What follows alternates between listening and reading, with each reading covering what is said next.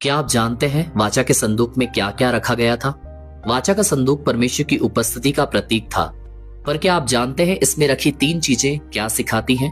पहली वस्तु थी मन्ना से भरा सोने का पात्र। जब इस्राएली जंगल में भूखे थे, ना खेत, ना रोटी, ना कोई सहारा, तब परमेश्वर ने स्वर्ग से मन्ना बरसाया।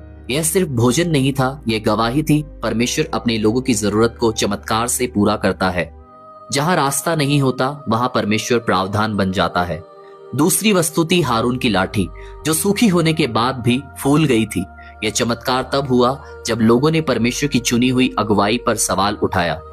सुबह जब लाठी देखी गई तो वह सूखी लकड़ी नहीं, बल्कि उस पर फूल और बादाम लगे थे।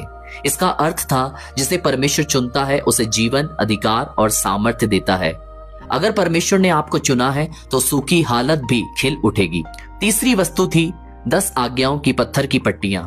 ये वो वचन। क्या आप जानते हैं वाचा के संदूक में क्या क्या रखा गया था? वाचा का संदूक परमेश्वर की उपस्थिति का प्रतीक था। पर क्या आप जानते हैं इसमें रखी तीन चीजें क्या सिखाती हैं? पहली वस्तु थी मन्ना से भरा सोने का पात्र। जब इस्राएली जंगल में भूखे थे, ना खेत, ना रोटी, ना कोई सहारा, तब परमेश्वर ने स्वर्ग से मन्ना बरसाया। यह सिर्फ भोजन नहीं था, यह गवाही थी परमेश्वर अपने लोगों की जरूरत को चमत्कार से पूरा करता है।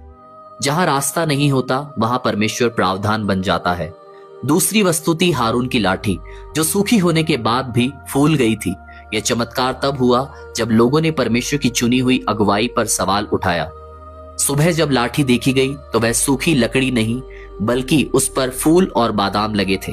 इसका अर्थ था, जिसे परमेश्वर चुनता है उसे जीवन, अधिकार और सामर्थ्य देता है। अगर परमेश्वर ने आपको चुना है तो सूखी हालत भी खिल उठेगी। तीसरी वस्तु थी 10 आज्ञाओं की पत्थर की पट्टियां। ये वो वचन